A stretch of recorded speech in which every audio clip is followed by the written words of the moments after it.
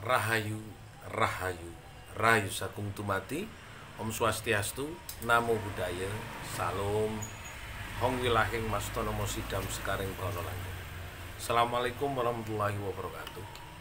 Pemirsa Cahaya Batin, pintu gerbang kesadaran bangsa Nusantara.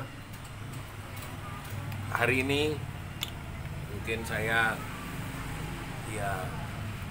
bekerja dengan seksama menyampaikan aksara Jawa, menceritakan tentang bab Jawa, tapi sekaligus harus bisa menulis aksara Jawa.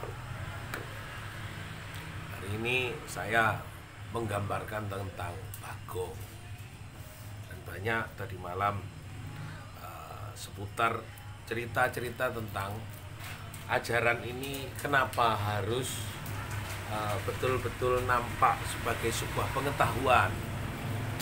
Kenapa harus diajarkan tidak hanya sekedar sebuah makna tentang seni dalam tingkat hiburan.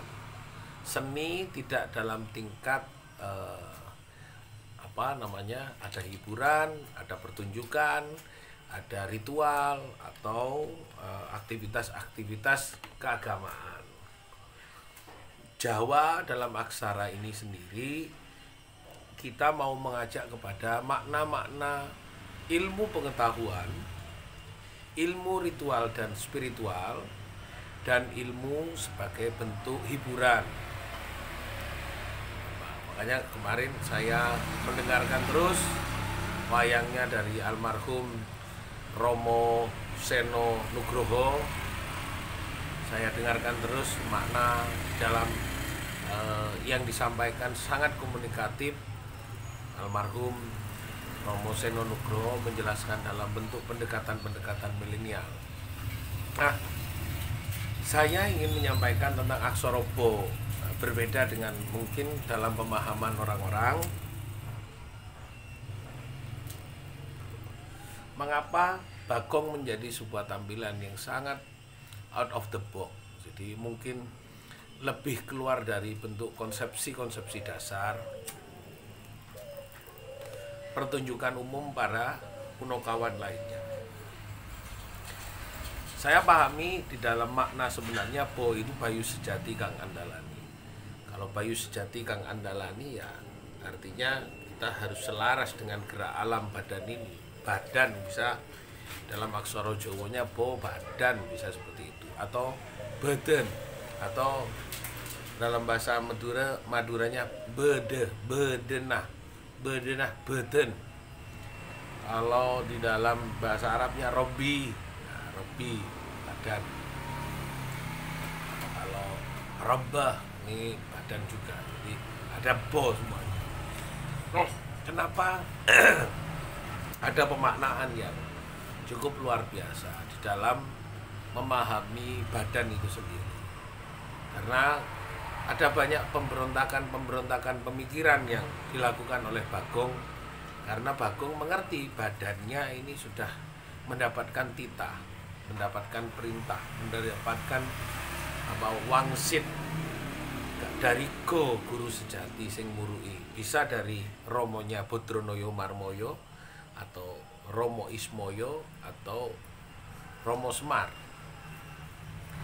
Nah, apapun pungkasan apa yang diceritakan bagi semua orang, maka Bagong sudah mau untuk ngeracut busana ning manungsa, ora ana sifat apa-apa. Kejaba nek sumama diutik wong tuane, diutik rasa tresnane nang orang tua sebagai guru badannya, bahkan dianggap sebagai guru batinnya, yang terjadi dia akan terhenyak melakukan semua perlawanan karena dia merasa terhenti. Siapapun tidak boleh utik-utik tentang urusan hal-hal yang sangat prinsipil, terutama terhadap ajaran yang diperintahkan oleh orang tuanya atau gurunya.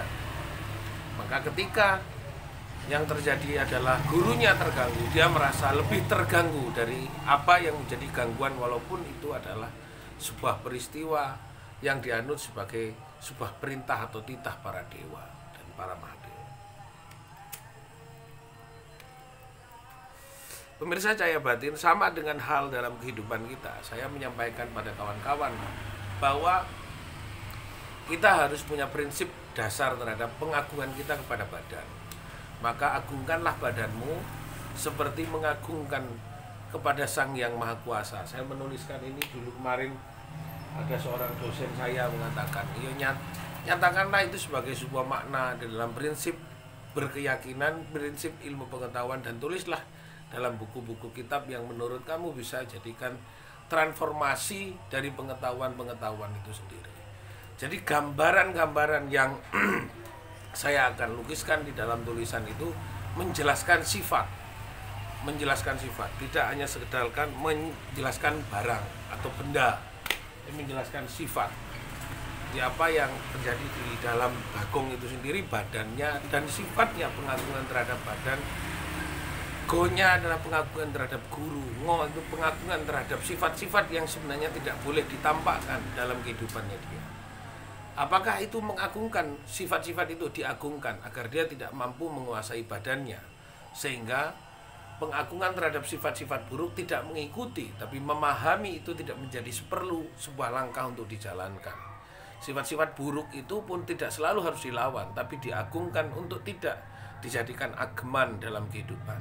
Tidak berarti dihindari, tapi cukup diyakini bahwa itu adalah tumindak kang olo, sesuatu perilaku yang tidak perlu dilakukan.